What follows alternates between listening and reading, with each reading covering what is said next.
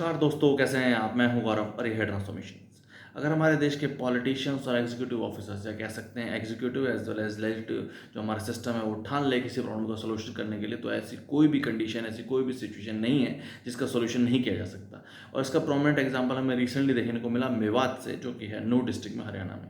जो मेवात डिस्ट्रिक्ट है पिछले लगभग 7-8 सालों में एक साइबर क्राइम कैपिटल के रूप में उभर के आया है। सारी इलीगल एक्टिविटीज़ जो कि साइबर क्राइम की हैं हरियाणा की, वो उस पर्टिकुलर मेवात डिस्ट्रिक्ट से ही लिंक थी। और वहाँ के युवा इस तरीके की इलीगल एक्टिविटीज़ में काफ़ी ज़्यादा इन्वॉल्व थे और ड्रग की इश्यूज़ भी काफ़ी ज़्यादा वहाँ पाए जा रहे थे। तो इन सब इश्यूज़ को देखते हुए नूह डिस्ट्रिक्ट के एडमिनिस्ट्रेटिव ऑफिसर्स ने एक प्रोजेक्ट स्टार्ट किया, जो कि है खेलो मेवात।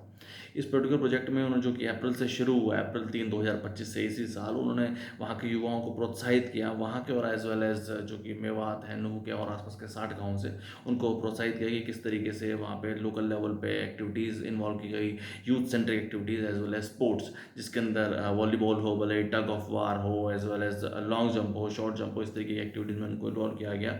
लोकल लेवल पे कॉम्पिटिशन्स करवाए गए और आगे चल के उनका जो है डिस्ट्रिक्ट लेवल का जो कॉम्पिटिशन है अगले मंथ, सितंबर के मंथ में भी है। इस तरीके की एक्टिविटीज़ करने से दो फायदे हुए। पहली बात तो युवा जो है वो कि स्पोर्ट एक्टिविटीज़ में इन्वॉल्व हुआ तो फिजिकली भी फिट हुए, और secondly drug as well as cyber crime activities से भी दूर होने लगे। आगे चल के अगर ये युवा बहुत अच्छा खेलते हैं या स्पोर्ट्स में इन्वॉल्व रहते हैं तो आगे चल के वो नेशनल लेवल पे और उसके अलावा इंटरनेशनल लेवल पे भी स्पोर्ट्स खेल सकते हैं।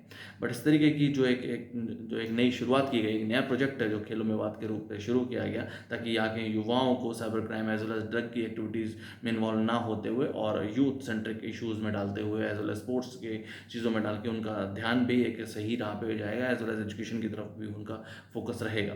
तो जिस तरीके की नई नई समस्याएं हमारे देश के सामने है, भले वो पॉल्यूशन की समस्या हो, पॉपुलेशन की समस्या हो, environmentic climatic condition, global warming, तो इस तरीके की अगर समस्याओं पर भी हमारा executive as well as legislative proper तरीके से फोकस करेगा तो इन सब का भी एक बेटर वे में स्ट्रेटेजिक सोल्यूशन हो